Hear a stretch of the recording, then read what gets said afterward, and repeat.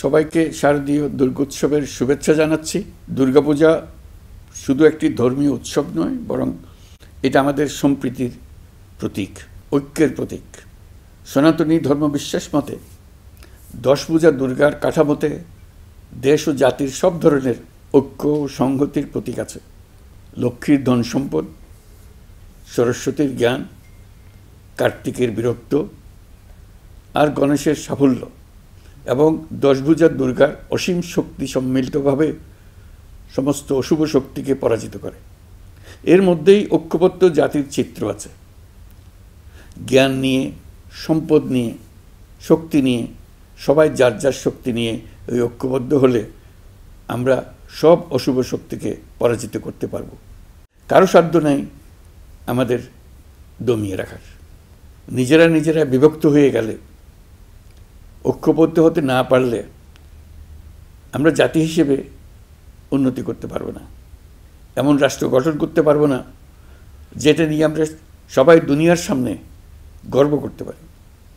দুর্গাপুজো উপলক্ষে গত বছরের মতো এবছরেও সরকারি ছুটি 2 দিন রাখা হয়েছে।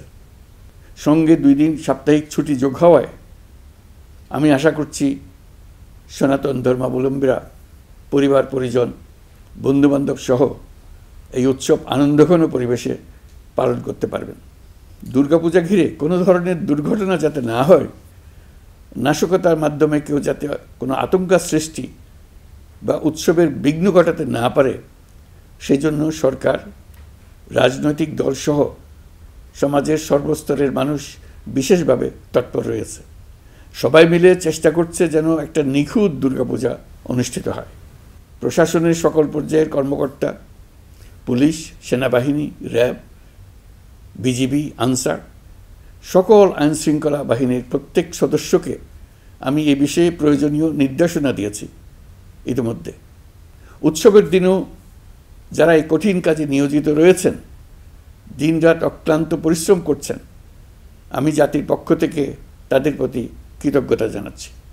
জাতিসংঘের অধিবেশনে যোগ দেওয়ার কারণে আজকের এই উৎসবের দিনে আমি সশরীরে আপনাদের সামনে আসতে পারিনি, তবে আমার শুভেচ্ছা ও অভিনন্দন আপনাদের সাথে রয়েছে।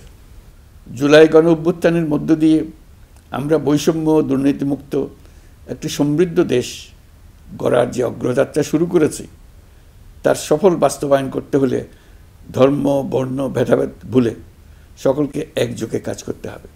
সকল অশুভ, অন্যায় আর অন্ধকারকে পরাজিত করে ঐক্য সম্প্রীতির জয় হবে। বাংলাদেশ এগিয়ে যাবে কল্যাণ ও সমৃদ্ধির পথে। সৃষ্টিকর্তার কাছে এই প্রার্থনা করি। সবাইকে আবারও শারদীয় দুর্গোৎসবের শুভেচ্ছা জানাচ্ছি। মহান সৃষ্টিকর্তা আমাদের সহায় হন।